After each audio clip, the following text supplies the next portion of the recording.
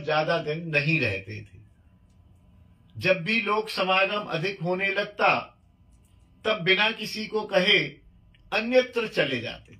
अब यहां देखिए सिद्धांत है कि ज्यादा लोग यदि जुड़ने लगे तो हम जैसे व्यक्ति तो कहते हैं और आने चाहिए, और आने चाहिए, रील्स लगाते हैं, सोशल मीडिया पर आवाहन करते हैं कि महाराज जी इस समय मिलेंगे, दर्शन करिए, रात में जाते हैं, दिन में जाते हैं।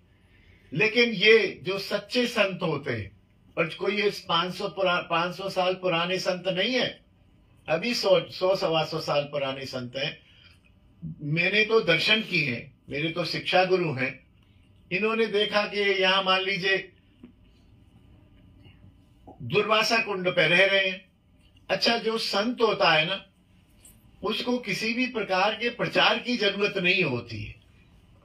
वो यदि सच्चा संत है तो उसको सोशल मीडिया की जरूरत नहीं होती। थोड़ा सा बस परिचय के लिए, ये नहीं कि टीम लग रही है, परिचय के लिए थोड़ा सा। और जैसे शहद जहां होता है वहां मक्खी आती ही आती है, पुष्प में जहां शहद होता है मक्खी वहां जाती ही जाती है, भंवरा वहां जाता ही जाता है। और उनका एकांत भजन ही उनका प्रचार कराता है, और एकांत भजन से प्रचार होता है। यहां प्रचार होने पर संत का पतन हो जाता है, वो बाह्य प्रपंच में फंस जाता है। तो ये देखिए दूसरा उदाहरण है। पहला उदाहरण हमारे पास है माधवेंद्रपुरी का।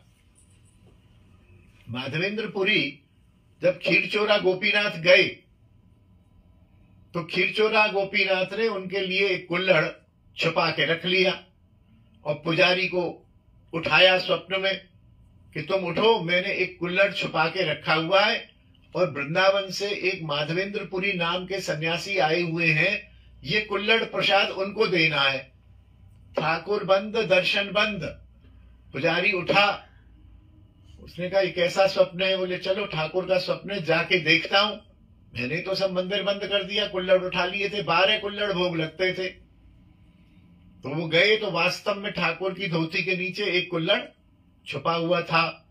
उन्होंने उस कुल्हड़ को जाके मंदिर के बाहर ही निकले तो लगा, अरे भाई कौन है माधवेंद्रपुरी, कौन है माधवेंद्रपुरी, कौन है? माधवेंद्रपुरी वहीं पट्टे पर सो रहे थे, कोई होटल गेस्ट हाउस तो होते नहीं थे। तो उन्होंने कहा, प्रभु ये लो, ठाकुर जी ने, गोपीनाथ जी ने आपके लिए ये कुल्हड़ भेजा है खीर का, इसका प्रसाद पाओ। बोले आप कहां से आए हो, कैसे? तो माधवेंद्रपुरी को लगा कि ये कुल्हड़ प्रसाद मेरे को मिल गया और सवेरे ये पुजारी 100 लोगों को बता देगा, 4 लोग इकट्ठे हो जाएंगे, 1000 लोग इकट्ठे हो जाएंगे। उन्होंने उसी समय कुल्हड़ का प्रसाद पाया और कुल्हड़ को बिल्कुल साफ करके तोड़ के एक कपड़े में बांध दिया कि रोज इसकी रजको में पाता रहूंगा।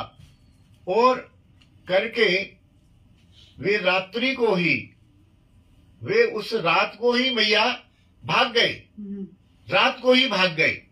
क्यों भाग गए? इसलिए कि यदि मैं यहां रहा तो सवेरे भीड़ जुड़ जाएगी और लोग इकट्ठे हो जाएंगे, भीड़ हो जाएगी, भीड़ से भागता है संत।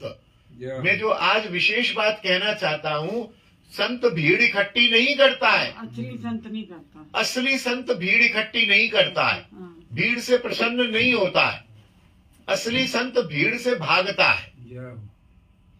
तो माधवेंद्रपुरी उस समय भागे।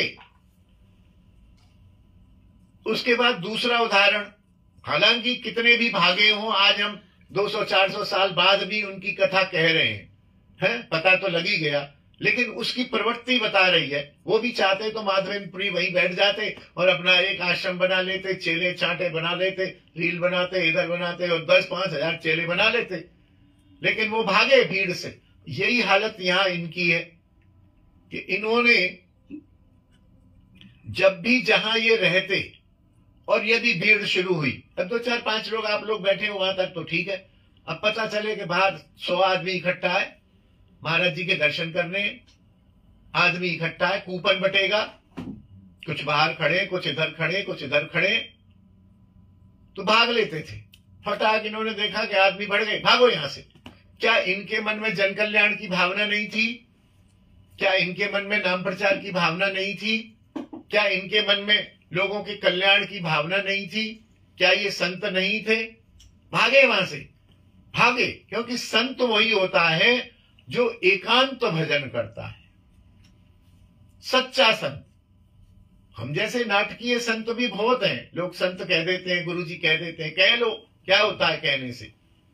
संत सच्चा वही है जो एकांत चाहता है, जो भीड़ से भागता है, और भीड़ कभी भी रुक नहीं पाएगी। उसमें सुगंध होगी तो भंवरे आएंगे ही आएंगे, और शांति से अपना लाभ, भीड़ में कभी लाभ नहीं मिलता है। आप क्षमा करना, आप 8-10 लोग बैठे हैं तो आप कुछ प्राप्त कर रहे हैं, मैं भी कुछ प्राप्त कर रहा हूं। जहां अभी भीड़ आ जाए, 100, 200, 400 व्यक्ति हो जाए, तो आप बताइए इतना सार गर्भित ऐसी बात हो पाएगी? बिल्कुल नहीं। कोई राधे राधे, कोई पैर छुएगा, अच्छा भैया चलो भैया, आचार्य महाराज जी, अरे चलो चलो चलो, इधर से आओ, इधर से जाओ, क्या कल्याण होगा मेरे को बताओ? कुछ कल्याण नहीं होगा, बल्कि पता नहीं राजसिक तामसिक कैसे कैसे सेलिब्रिटी, कैसे कैसे लोग आके हमारे इस वाइब्रेशन को, इस माहौल को और खराब कर देंगे। बहुत सुंदर। तो साधक एकांत चाहता है और भीड़ से बचता है, तो ये भी बचते थे। इनको